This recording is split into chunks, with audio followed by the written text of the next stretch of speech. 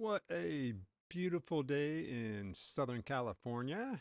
Going to be mid 80s today. It's been kind of cool lately, so a little warm spell I'll take. Not too much, not too much. Not the 90s we had last month. That was a little intense. Achilles heel pain.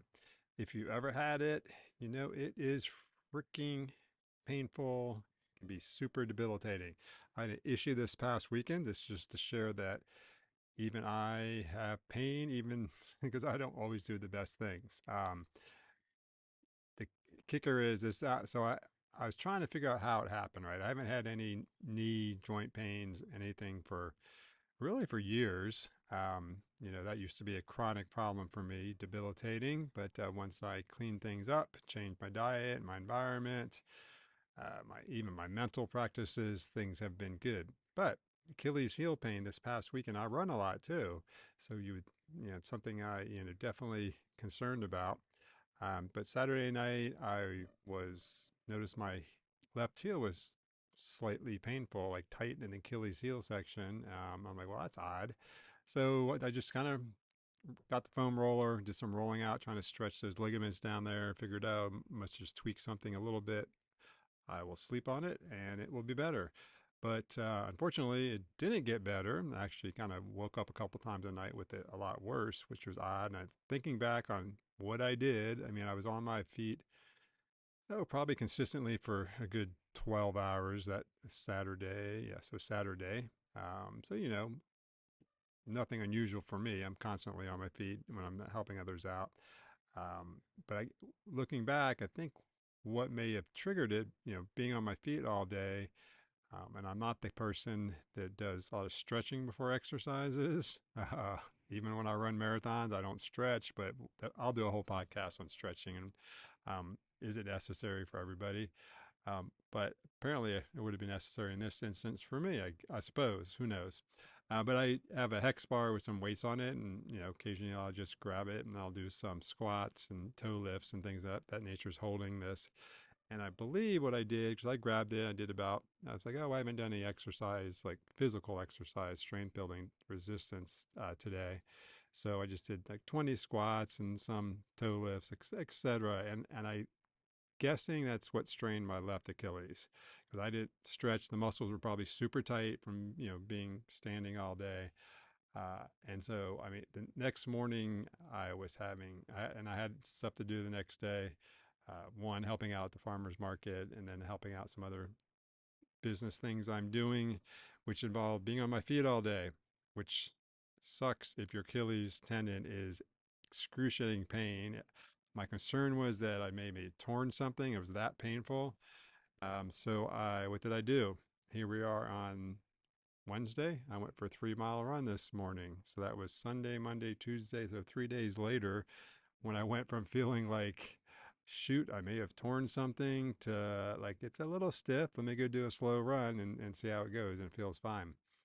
Um, Fortunately, this what it was doesn't appear to have been a tear. I mean, there was a point on the side of it where it was super painful just to the touch. I could, if I rolled over in bed, it was excruciating. If I touched it a certain way, so I did not do a lot. And here's why. Well, here's why for me is because I don't have a lot of other inflammation going on in my body. So when something acutely happens like this, I can address it pretty quickly, as long as there's not something like a tear or a break or whatever. So basically, all I did, I took some anti-inflammatory herb or combinations just to kind of keep the inflammation down because I knew I'd be on my feet all day, kind of gimping around. But the more I moved, the better it felt. So I was like, okay, so movement was good. So I walked a lot that day. I have one of those foot massager type things. You stick your feet in there and it massages it, squeezes it, heats it, and all that. So I did that a couple times for basically for 3 days.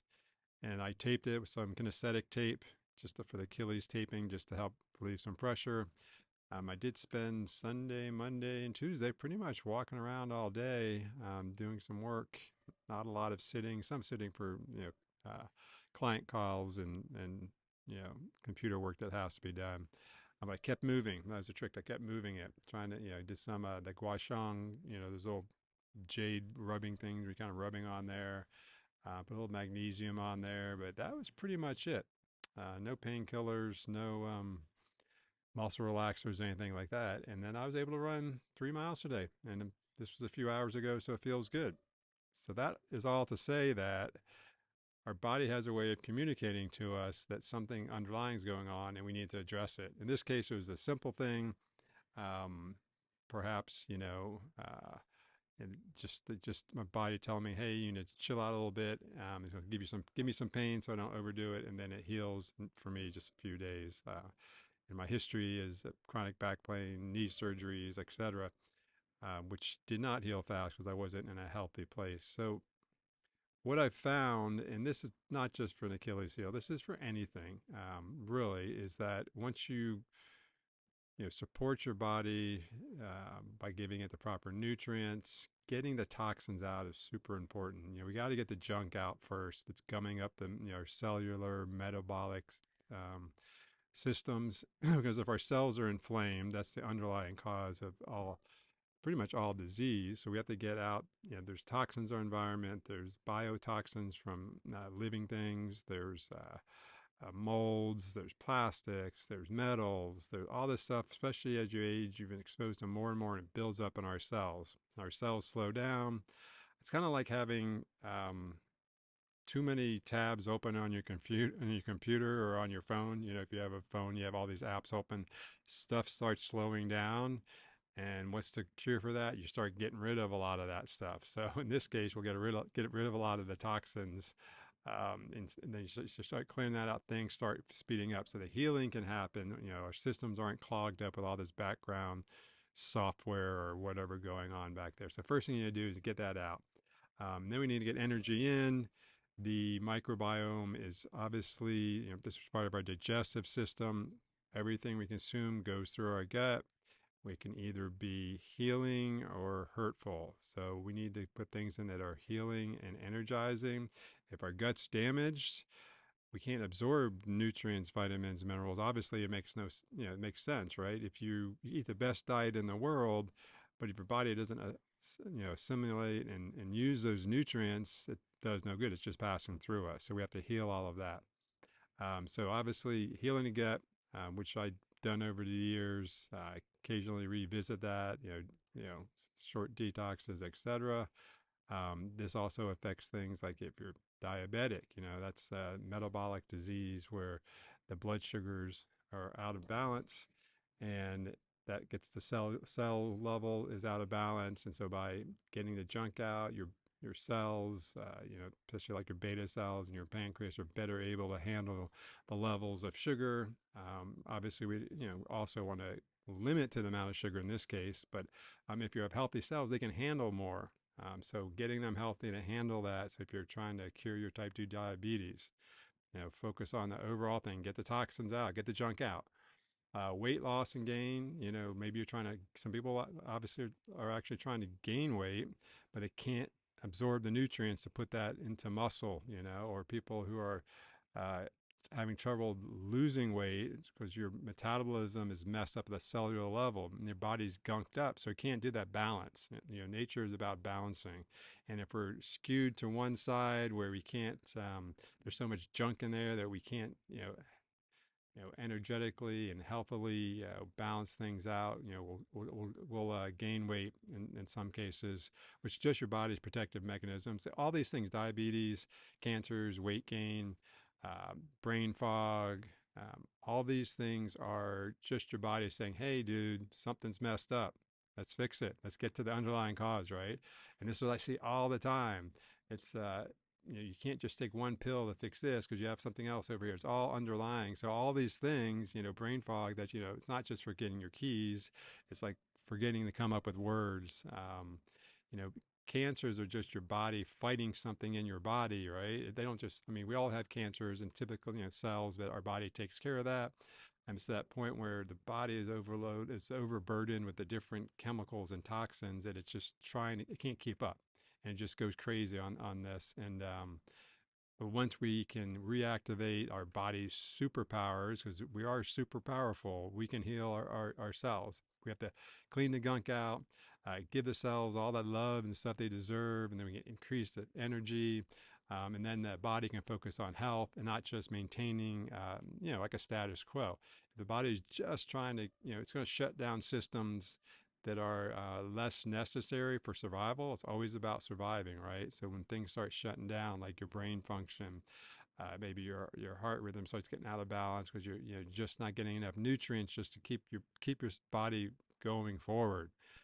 And it's no excuse for aging. Aging is not a yes, we all age.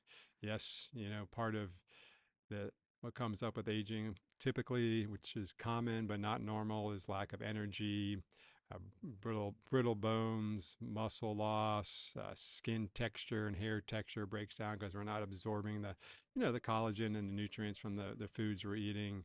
But that's just a sign. Let's say your skin is dry and brittle, cuts easily. That's your body is just a sign saying you don't have enough nutrients for good elasticity, maybe enough collagen, for example. To all these signs, think about all the signs you have. What and then what could be underlying those? And it all comes back to the same thing. It's healthy cells, and how do we keep them healthy? We have to open up our drainage pathways obviously before we do any detoxing. When we detox the cells, we get the junk out, but your body has to be able to get rid of that, right? You can't just take it out of the cells and throw it in the blood because you're going to be sicker.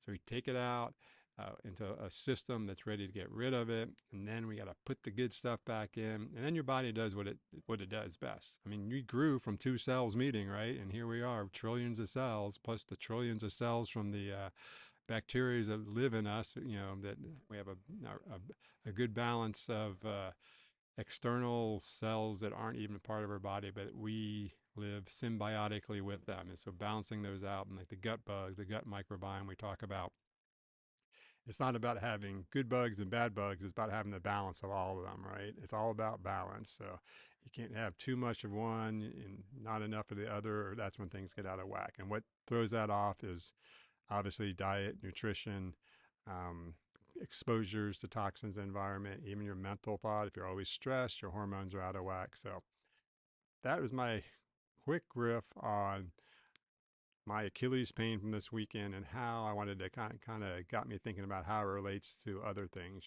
I was really concerned that shoot, maybe I tore something because I probably shouldn't have been doing those exercises after standing all day with stiff muscles, etc.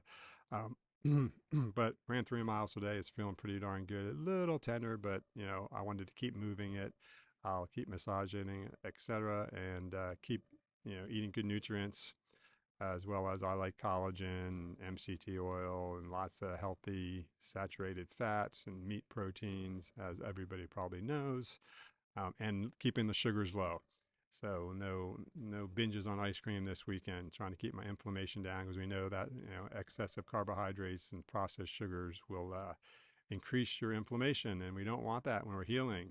For me, it's a one little incident, but for some people, it's the entire body. Maybe it's talking to someone. Maybe it's your HSCRP, which is a kind of a measure of vascular cerebral inflammation. Maybe that's high. Obviously, we don't want our brain vessels inflamed. So I had that in the past too. Mine's beautiful now, but these are all things I've worked on. And I love to see it when my clients are like the eureka moment. It's like, all right, fixing a few things takes care of a lot of things. So that's the focus. And obviously, I like to share this information, but whenever you want to talk more, you can always just DM me, send me a message, and we can set you up with a quick online cellular health assessment, no charge. And then if you like, we can just set up a time to chat about your story, about what you have going on and what you've tried. And, maybe there's something you want to try, but not sure which direction to go. So I'm always open to the talking. And then, obviously, if you want to work together, we can do that too, but not necessary. That's why I put this information out there. My journey was long, arduous, and I want everybody else's journey to be short. The pain journey, anyways. I want the love of life and the active lifestyle. That should be the long part of the journey. So on that note, I'm going to continue to enjoy this beautiful SoCal day. As you see, I always try to come outside unless it's raining. It's not going to snow out here. When it starts to snow, then we may have some issues in Southern California. But have a beautiful day and stay healthy and happy.